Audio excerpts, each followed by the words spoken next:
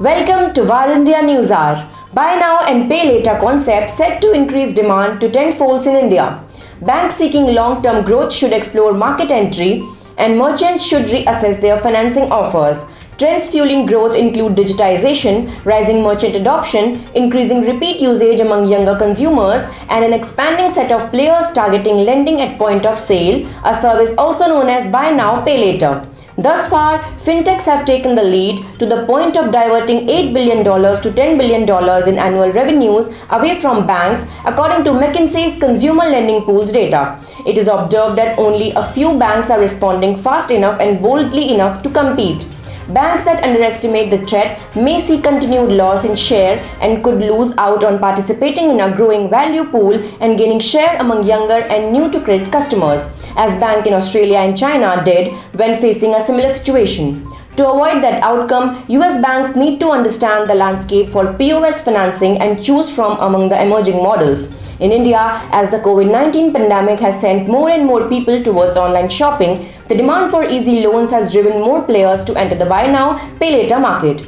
Experts say since the maximum credit currently being offered on BNPL is 1 lakh rupees, much lower than credit card offers, it will take some time before it can disrupt the cards market. Buy now, pay later products are not new to the Indian market. BNPL is a powerful tool that supplements the consumerism boom with the aim of providing a digital credit card experience and brings into its fold even those left outside the structured financial system. India's buy now pay later industry is booming and set to surge over tenfold within 4 years as tens of millions of online shoppers get lured by interest-free credit with fewer hassles. As per the estimates of Redseer, India's BNPL market will rocket to $45 to $50 billion by 2026 from $3 to $3.5 billion now.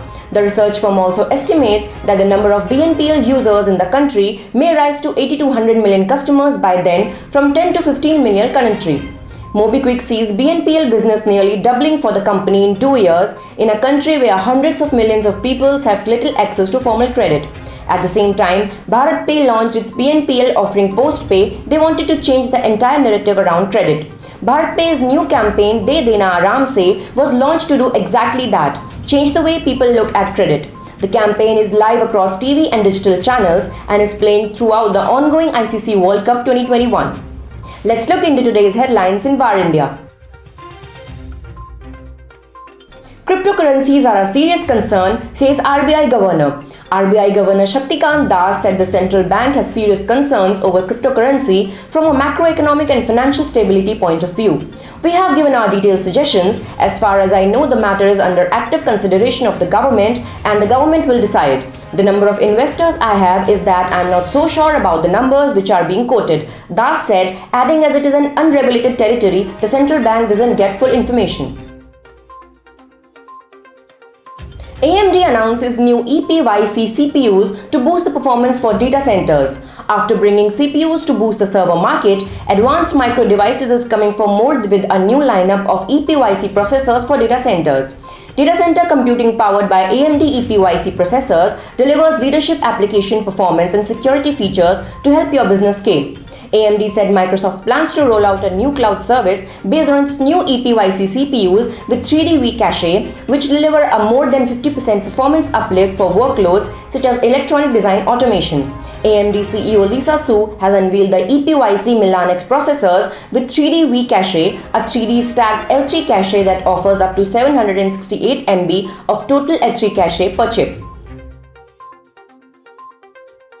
EdTech sector in India to continue growth in 2022. There is a growing requirement for online informative platforms and India's EdTech market to grow 5x to reach $3.5 billion by 2022, which is almost 5 times the $735 million it was worth in 2019, according to a new report by Mumbai-based EdTech-focused VC firm Blink Invest. While EdTech offerings across grades 1 to 12 are projected to increase 6.4x to create a $1.7 billion market by the end of next year, the post-K-12 market is set to grow 3.7x to reach $1.8 billion, said the report. Fubo TV to acquire Bengaluru-based sports tech startup Edison.ai. US-based sports-focused live TV streaming service Fubo TV has announced the acquisition of Bengaluru-based Edison.ai. Fubo TV is operational in the United States, Canada, and Spain and recently surpassed the 1 million subscriber mark. Sources said Edison.ai is an AI-powered fan engagement and monetizing platform with patent-pending player recognition technologies. David Gandler, CEO of Fubo TV, said interactivity was a key product differentiator for the company. With Edison.ai, we will be able to create new experiences that integrate interactivity and data directly within our live TV feeds, pushing the boundaries of innovation even further. Samsung unveils next-gen RAM tech for phones Metaverse. Samsung has announced a new memory of technology in the form of low-power double data rate 5x or LPDDR5X DRAM designed to drive further growth throughout the high-speed data service applications including 5G, artificial intelligence, and the metaverse.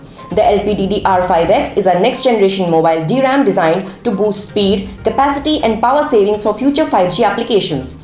It will broaden the use of high-performance, low-power memory beyond smartphones and bring new capabilities to AI-based edge applications like servers and even automobiles, Sang Jun Huang, Senior Vice President and Head of the DRAM Design Team at Samsung Electronics, said in a statement.